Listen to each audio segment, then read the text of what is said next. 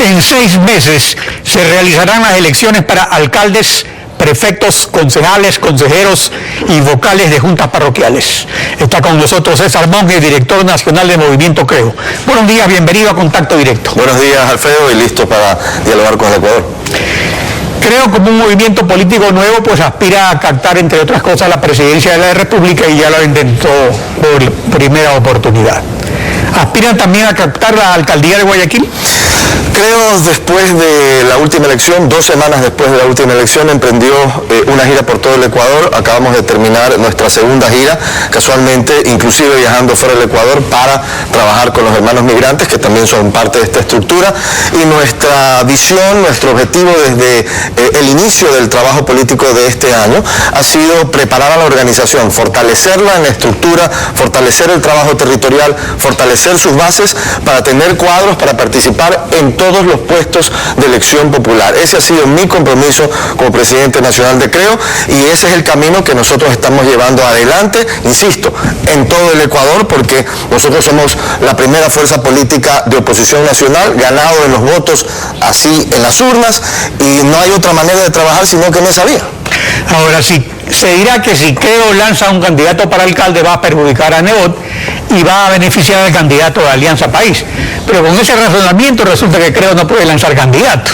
Entonces, lo lógico no sería que Nebot haga una alianza con Creo, por ejemplo, para la prefectura, o es que Madera de Guerrero se cree autosuficiente, o es que no ha habido otro contacto después de las elecciones.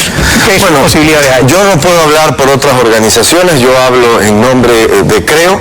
Nosotros estamos llevando adelante el proceso que acabo de mencionar. Finalmente será la Asamblea Nacional de Creo, porque tenemos instancias internas democráticas, la que decida, de alguna manera, la decisión con respecto a qué cuadros, en qué puestos y qué diálogos se llevan adelante. Pero con respecto al tema Guayaquil, yo diría que pocas semanas también después de la última elección, el líder del Partido Social Cristiano, me refiero al alcalde Nebot, fue muy claro en su posición, salvo que luego la modifique. Lo que nosotros hemos leído, usted y yo y los ecuatorianos de la prensa, es que el alcalde Nebot no busca o no le interesa alianzas para fines de las próximas elecciones en Guayaquil.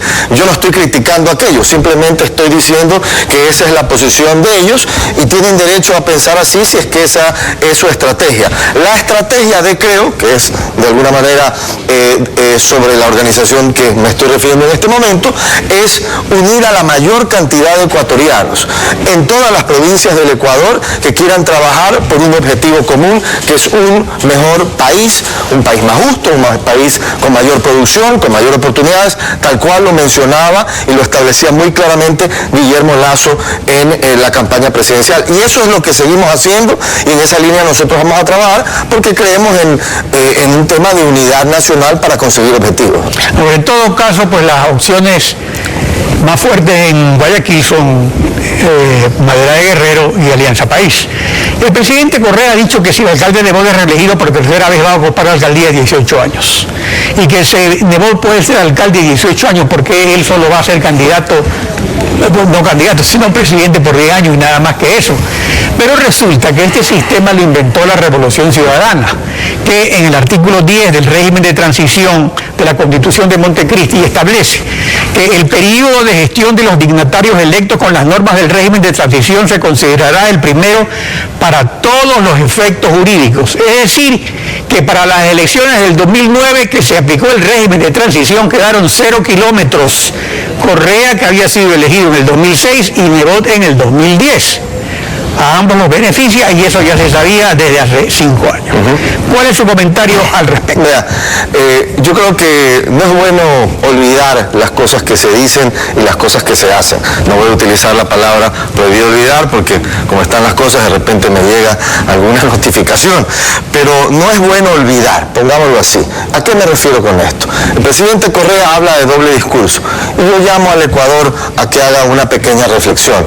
¿Dónde estaba el presidente Correa Correa cuando el presidente Chávez se reelegía 1, 2, 3 y 4 veces? ¿Por qué no hacía una crítica en ese momento? ¿Por qué hace una crítica ahora y acusa a otros de doble discurso y en su momento no decía nada? Y que no nos vengan a decir que lo que pasa es que era otro país, porque entonces no había cómo hablar por el tema de soberanía, porque hay no aspirantes a líderes regionales, sino líderes mundiales, como Lula da Silva. Y voy a leer literalmente lo que dijo Lula da Silva hace pocos meses. Dice: la Constitución de Venezuela permite que Chávez sea candidato por 4ª vez, pero cuando él pierda, los adversarios también podrían presentarse cuantas veces quieran, y eso no creo que sería bueno. Cuando uno cree en unos principios, uno lo dice, fuera de sus amistades o de su conveniencia. O recordemos lo que dijo Rafael Correa ante Jorge Ramos en Univisión, en una entrevista, cuando le hablaron de Cuba, por ejemplo, donde desde 1959 no existe alternancia alguna, es decir, es una persona la que lidera, ¿no?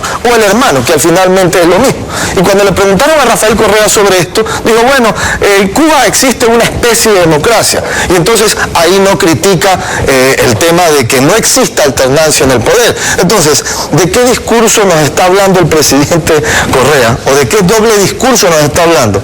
Cuando él también ha callado en casos donde evidentemente hay doble discurso. Yo quiero decir algo que usted lo mencionó aquí. A mí no me gusta lo que dice la Constitución sobre el tema de la reelección, pero esa es la Constitución que creó y luego promovió al Ecuador, Alianza País y el presidente Correa. Claro, en efecto, para las elecciones del año pasado, Guillermo Lasso propuso que se elimine la reelección presidencial consecutiva. Así es. Pero la Constitución está vigente y establece que se pueden reelegir una vez máximo tanto el presidente como alcaldes y prefectos. Entonces hay que mantener las reglas del juego. A ver, primero que no nos digan, con cuidado va a salir aquí Alianza País a decir que eso fue lo que decidió la gente, etcétera, etcétera, etcétera. Recordemos lo que dijo el presidente de la Asamblea Constituyente, de Alianza País, me refiero a Alberto Acosta, con quien yo no puedo quizás coincidir en todo, pero respeto su opinión. Pero alguien de la bancada de ellos, o del grupo de ellos, dijo claramente, en el 2007, en Diario Hoy, aquí lo recogí, dice que no haya reelección inmediata para que el gobierno de turno en la campaña no se beneficie con los recursos públicos, que fue justamente lo que Creo denunció ante el CNE y que el presidente Domingo Paredes del CNE reconoció públicamente. Pero al final del día, insisto, la Constitución y esta situación, que parece que no le gusta a Alianza País ahora, fue creada por ellos mismos. A mí no me gusta, por ejemplo, que en San Borondón, que es donde yo vivo, hay un alcalde por 17 años y ahora quiere pretender llegar a los 21 años en el poder. Pero ¿sabe quién es el responsable de que eso suceda? Alianza País y el presidente Correa. Así que hablemos claro ante el país quiénes tienen doble discurso y quiénes son los responsables de esto. Ahora, pasando a otro tema, aunque está un poco relacionado. Hace unos días Guillermo Lasso hizo un llamamiento para que haya un candidato de unidad para la alcaldía de Quito. ¿Es esto factible? ¿El alcalde Barrera acaso no tiene la aureola de invencibilidad del alcalde Nebo? Bueno, yo creo que es absolutamente factible generar una plataforma de unidad en torno a un buen candidato. Yo lo vi y trabajé en ello también en la elección anterior. Es decir, Guillermo Lasso dijo, aquí estoy, se la jugó por el país, puso el pecho a las balas, a pesar de que mucha gente decía que iba a sacar el 1%, el 2%, etcétera, etcétera, y se generó una plataforma de unidad alrededor de él de 50 organizaciones y movimientos políticos en todo el Ecuador. Y eso, entre otras cosas, por supuesto, generó que Creo pudiera ser lo que es hoy, una verdadera organización nacional, hoy primera fuerza de oposición a nivel nacional. Ahora, ¿en Quito es esto posible?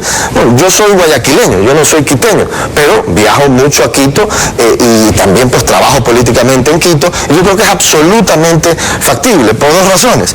Primero, porque creo que hay una buena cantidad de quiteños que no están de acuerdo con esta alternativa actual, y segundo, porque creo que hay muy buenos candidatos y Creo está trabajando, conversando también con otras fuerzas políticas para trabajar en una plataforma, por qué no decirlo, de unidad, pero más importante que eso, para plantearle a Quito otra alternativa que yo creo que es lo que los quiteños y todos los ecuatorianos, porque Quito es la capital de todos, nos merecemos. Ahora, el próximo proceso electoral, por su amplitud y profundidad, la cantidad cantidad de dignatarios que se eligen, es vital para una organización política nueva como Creo, es su segunda elección en la cual participa. ¿De qué manera los puede afectar esta situación de las reelecciones en masa? Porque más o menos eso es lo que se viene. Bueno, primero que nada, hay unas declaraciones el día de hoy de Alianza País en el diario El Universo que asumo son correctas, un poco diciendo, bueno, como Nebot tiene más tiempo que el nuestro, entonces dejemos o impulsemos quizás que haya reelección por sobre lo que dice la Constitución para que entonces el nuestro tenga el mismo tiempo del que tiene Nebot. Realmente esto es una cosa de manicomio, es de locos que en el Ecuador se manejen los principios de esta manera. Es decir, pasa que estuviéramos en la secundaria o en el recreo del colegio. Hay que ser serios con este tipo de cosas. Nosotros tenemos un principio en Creo, nosotros creemos fervientemente en la alternabilidad del poder, en la alternancia política, y sí, esto es una elección compleja, esto es una situación complicada, pero yo hago eco, de verdad, y sé que estamos hablando de política y no de religión, pero yo hago eco a las palabras del Papa.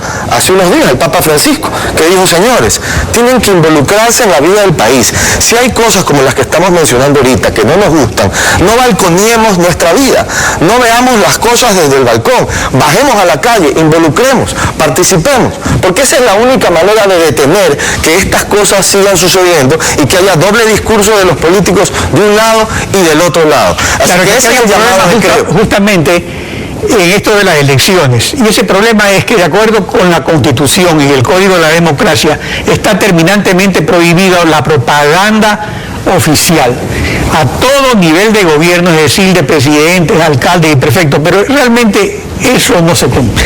Eso no se cumple y eso lo han reportado los observadores, los veedores internacionales en las elecciones tanto del 2009 como las del 2012. Ahora, ¿cómo enfrentar la contienda de esta manera si no se cumple con la Constitución ni con el Código de la Democracia y solamente los que se reeligen tienen derecho a ser...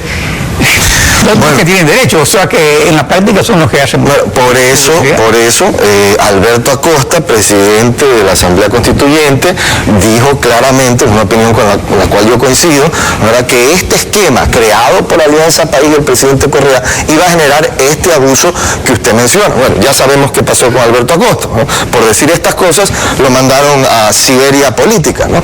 Pero esta es la realidad. Es decir, a mí no me gusta, pero esta es la realidad. Lo que no podemos es decir, va a estar muy complicado, va a ser muy difícil, van a abusar, como ya sabemos que abusaron la ocasión anterior, y entonces no podemos hacer nada. Aquí hay que meterle más fuerza, aquí hay que meterle más ñeque. Si la cosa está en contra, si el camino está cuesta arriba, no queda más que sumar esfuerzos, hacer una unidad para cambiar esto. Unidos por el Cambio es la causa de Creo en estas elecciones, porque nosotros creemos que estas cosas no pueden continuar, pero la única manera es pelearla e involucrarnos en los temas. Ahora, la Constitución y la ley también prohíben que se haga propaganda electoral con recursos privados durante la campaña electoral, pero no antes de la campaña o cuando alguien no es candidato. Por eso nadie se quiere declarar candidato antes de hora.